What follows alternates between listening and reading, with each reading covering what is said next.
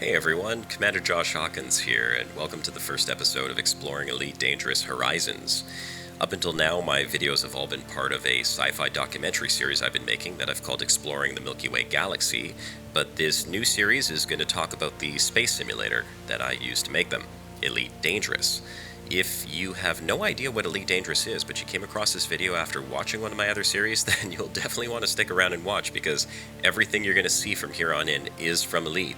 So you'll see stunning images of the galaxy that the team at Frontier Developments has created. Now, I've been asked by a lot of people what exactly Elite is, and the answer is that it's a lot of different things. It's many different things. Elite, in no particular order of importance, is a space adventure, trading, exploration, and combat simulation. Taken from their website, it is an immersive, evolving galaxy with dynamic society, economy, and stories. It features a freeform play, meaning you can choose whatever path you want. You can be an explorer, a soldier, a spy, a miner, a trader, or a space pirate. Or you can mix it up and be a little bit of everything. Really, you have no limits in the game other than what you choose to do. So there are no classes or skill levels, and how good you are is really just dependent on your ship and your skills as a pilot. The game is scheduled to receive major expansions in the form of seasons. We're currently in Season 2. By Frontier's definition, a season is a full season of new content in the form of several major expansions, which each also contain literally hundreds of tweaks and new features, large and small. Now, there was initially some controversy over the price point of these expansions, but I think for a game that's not charging a monthly subscription fee, the cost was pretty reasonable, and it's going to ensure the continued development of the future expansions. So I personally was really excited for Season 2 because it added the ability for us to now travel seamlessly from space down to any point on the surface of a planet. And there's tons of planets, some 600 billion of them, which for me is priceless. And if you think that the price is too high, then you don't have to buy the expansions. You don't have to get involved in the seasons. You still have a core game that's amazing with lots of things to do. As you've likely seen from my other videos, I'm currently focusing on the exploration aspects of the game. And I've been exploring deep space for almost 2 months now, although I've been playing Elite since its release, which was December 6, 2014. So there was a whole year before I started my exploration mission that I spent doing everything else.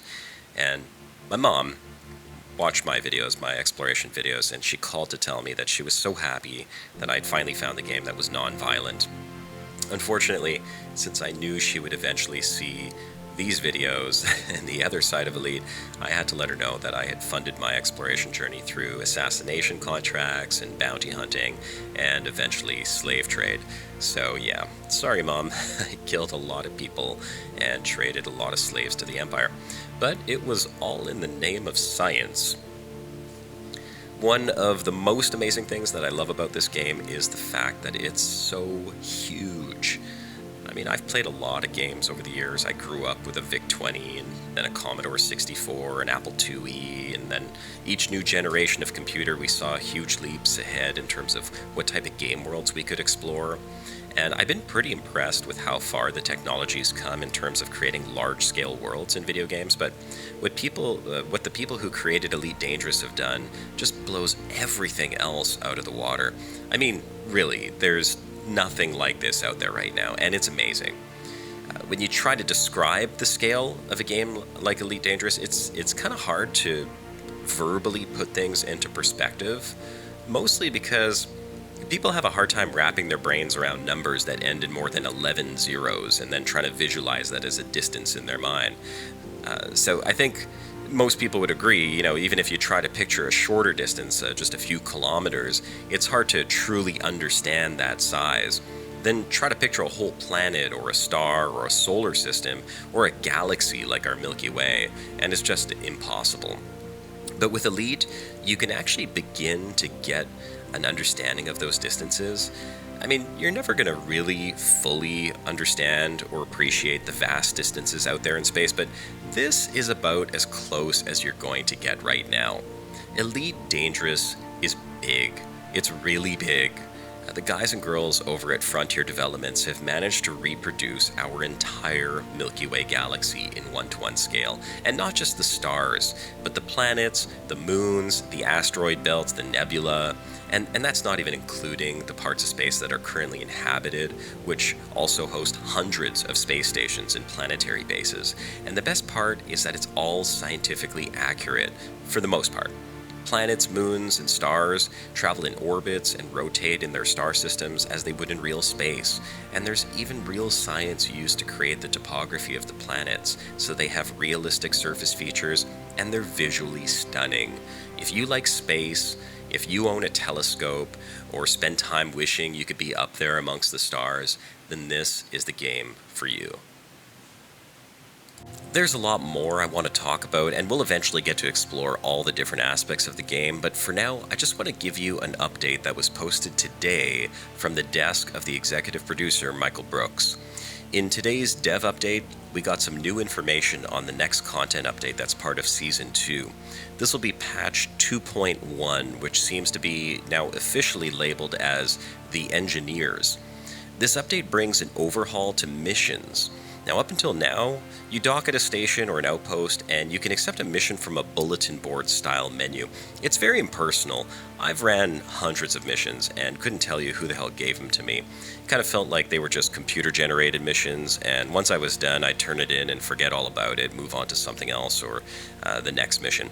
But they're looking to change this by adding personalization, which they say is about reflecting on the player's presence in the world and then providing persistence for their activities. And one of the ways that they're going to help do this is by giving a face to the mission contact. Now, interestingly, I had recently seen a post on the forums where one of the community members had taken their own time to create a mock-up of what this would actually look like, and the response the post got was amazing. So I'm really happy to see that Frontier's community managers are doing a great job of making sure that this information is getting back to the devs, and now we're actually going to see this implemented in-game. Along with a face, these new mission contacts are going to remember you and provide you with important information about the state of the factions that they represent. And as you continue to work with that particular contact, you'll gain access to a variety of new missions. There's a bunch of other tweaks and fixes, including some graphics improvements to asteroid fields, which is nice. He also mentions that the light from stars will now retain its proper color over distance, which is going to be great for anyone who's out there exploring and taking screenshots or video.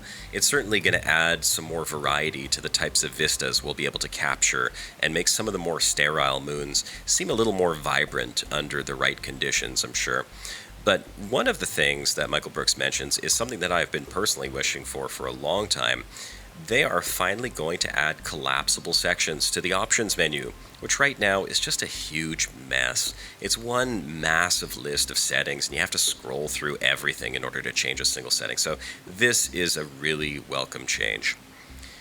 There's a lot more I want to talk about, and I'm sure we'll continue this in the next episode, but right now, I want to get back out there and do some more exploring. So I hope you'll check out my sci-fi documentary series. If you haven't already, there's a link in the description below. And please don't forget to like the video and subscribe to my channel. Thanks for watching. Commander Josh Hawkins signing off.